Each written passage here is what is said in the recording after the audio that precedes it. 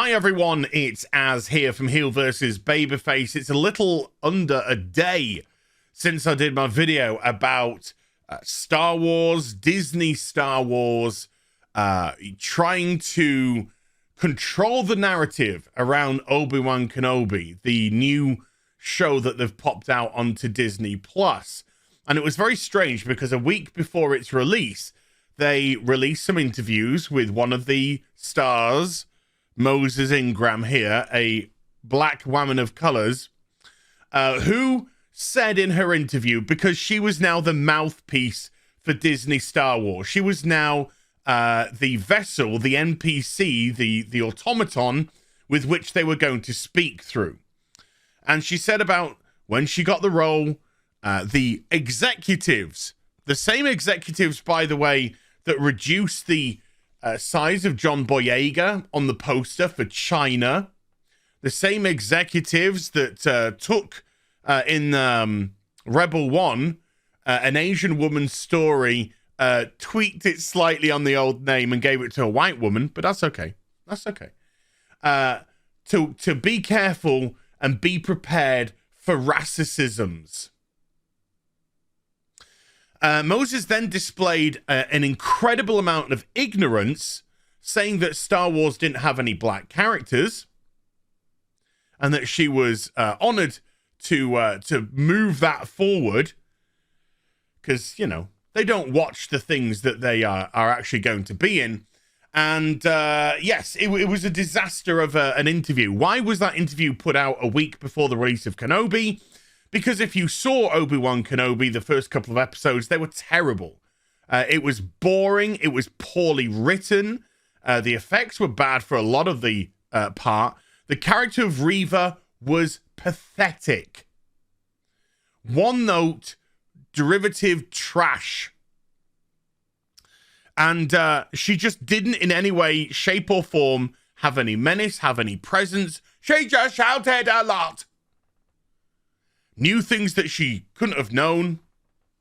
But, you know, killed the Grand Inquisitor because she's the bestest ever, which changes Star Wars lore. It's okay. The Grand Inquisitor will still be alive. Oh, shut the fuck up. So, just when you think that they did that because they needed to protect the fact that the show was trash, and they wanted a way to deflect criticism, because if you criticize, then you're a racist. And somebody in the comments down below did actually come up with a really good term, manufactured racism, which is exactly what this is. They need to manufacture this racism because it deflects from the poor writing of the show. Because today's age, nobody can take responsibility for poor writing. Nobody can take responsibility for a poor choice of cast. Nobody can take responsibility for poor direction. No, it's now always the fans, the toxic fans' fault. A new invention by studios to make them absolved of any blame whatsoever. Now, we hear about SJWs doubling down, but boy, Star Wars really stuck their foot in it with this one, because they have just gone full on race bait. They put this tweet out just a few moments ago. We are proud to welcome Moses Ingram to the Star Wars family and excited for Reva's story to unfold. The story of a black woman of color Inquisitor space Nazi. If anyone intends to make her feel in any way unwelcome, we have only one thing to say. We resist. Well, you're not stealing the resistances from Gina Carano.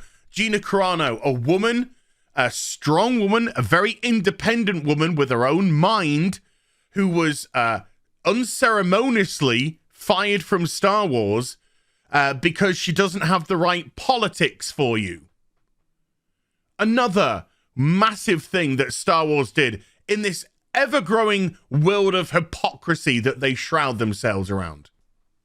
But as you can see, if anyone intends to make her feel in any way unwelcome, they're of course conflating criticism with racism, which is not even close to being comparable. They are desperately trying every way, shape and form to deflect from the fact that the show is dog shit. And the character is dog shit. And the acting by her is dog shit. So we get some responses from this, as you'll be aware. I put out projection, my lud, because it's projection of the highest order. These are racist companies themselves. This chap here, this you, and then we see here on the right-hand side, the Western poster for The Force Awakens, and then on the left-hand side, the one for China, where John Boyega has been considerably shrunk, and the Han and Leia elevated up there to make sure that his role seems less and is more diminished in the perception of the audience here. Now, they followed it up, by the way, with this tweet.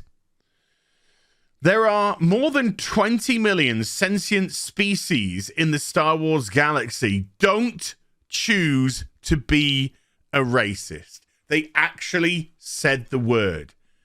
Instead of using projection, they actually said the word. If you criticize Moses Ingram, you're a racist. As blatant could be. Now, Drunk 3PO has also put out the poster there, where John Boyega has been significantly decreased, but Chewie and Poe aren't on there. Well, Chewie wasn't a fucking main character in the show. Neither was Poe in the first film. He barely was in it. Nina Infinity, again, using that same poster. Data Racer, DJ, you targeted a fan with 4 followers who respectfully didn't like a character, and you used his account, 6 million followers, to bully and harass him. Your pals cheered you on, so now you thought it was a good idea to call fans racist. Bad decision. There's another one of me, projection at its highest, because it's projection absolutely everywhere. Your belongings, sir, some clown shoes. Now, so obviously, you know, the responses to this are exactly as you'd think from rational human beings. But let's just jump over to here now. Because here's the tweet, and here's somebody responding to it. This is wonderful and important, but I can't help but wonder why there was no defense like this for John Boyega. The fans were behind John Boyega.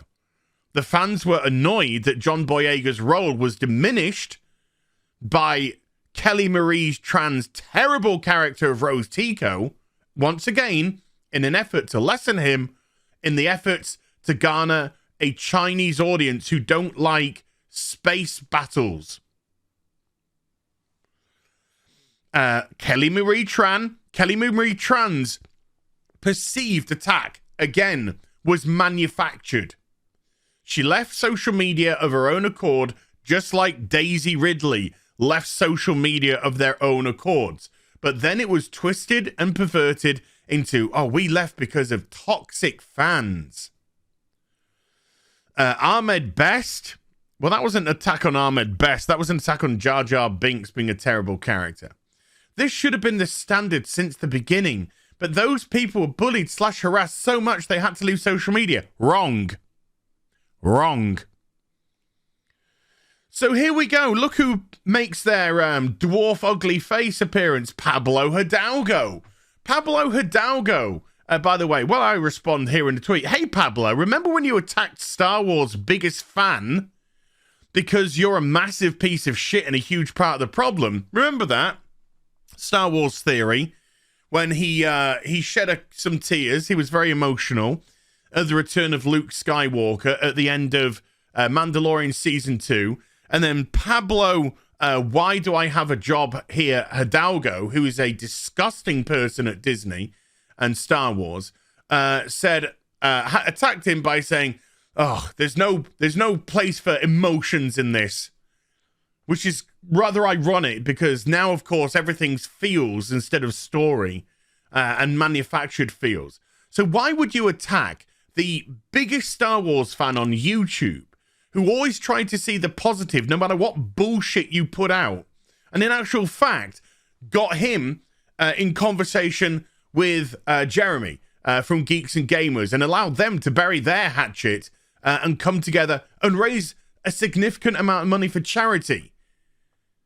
Because they're good people. Not Pablo piece of shit Hidalgo. And also, remember when you endorsed a fan site, Rewriting Ripley, remember that hit piece? To write a hit piece of people critical of the dross coming out of Disney Star Wars. We all remember.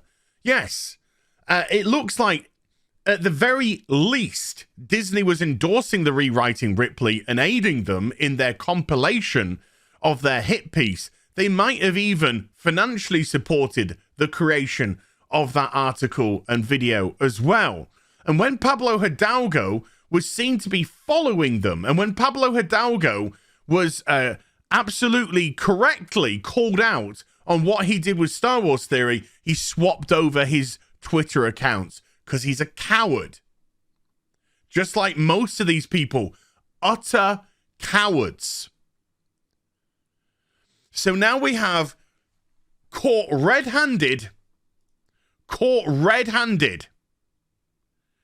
Disney Star Wars manufacturing racism in an effort to defend a poorly written show with some bad actors in it because they can't handle criticism, and they also want to create the narrative that the show is fine, it's just racist fans.